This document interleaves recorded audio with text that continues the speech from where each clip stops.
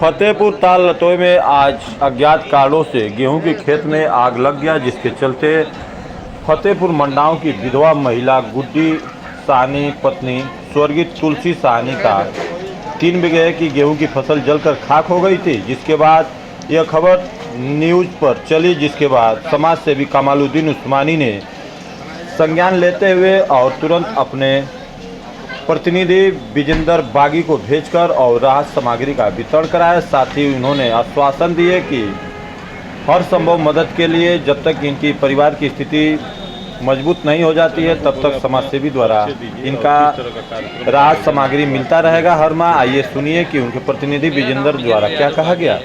मैं समाजसेवी कमालुद्दीन उस्मानी साहब का प्रतिनिधि के रूप में समाज सेवा में कदम से कदम मिला के काम करने का काम करता हूँ। आज जैसे ही हमको पता चला कि फतेहपुर ताल में भीषण आग लग गई, जिसमें एक गरीब विधवा औरत का पूरा जो पूंजी होती है जल के खाक हो गई। जैसे ही जानकारी मिला समाजसेवी साहब को, उन्होंने हमको बताया कि आप जाइए, उनको राहत सामग्री दीजिए। और साथ साथ उन्होंने ये भी कहा कि उनको जब तक उनकी स्थिति नॉर्मल नहीं हो जाती है, जब तक स्थिति सही नहीं हो जाती है, तब तक वो राशन का आश्वासन आप दे दीजिएगा और जैसे ही आपको हर महीने उनके पास राशन पहुंचाने का काम करिएगा। किस तरह का राहत सामग्री में आपने पैकेज दिया है? जी, राहत सामग्री में हमने 5 किलो आटा, 5 किलो चावल, 3 किलो दाल और 2 किलो सरसों का तेल, नमक का पैकेट और 5 केजी आलू, वो अन्य सामग्री।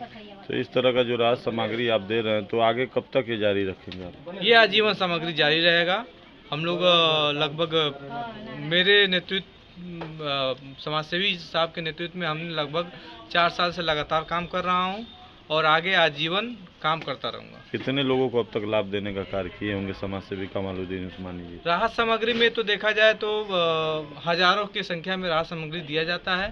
साथ साथ विधवा पेंशन और जिसको सरकार भी नहीं देखती है, जिसके मकान पर ध्यान नहीं देती है, उसको कम से कम सैकड़ों मकान भी आवास के तौर पे समाजसेवी की तरफ से दिया गया है।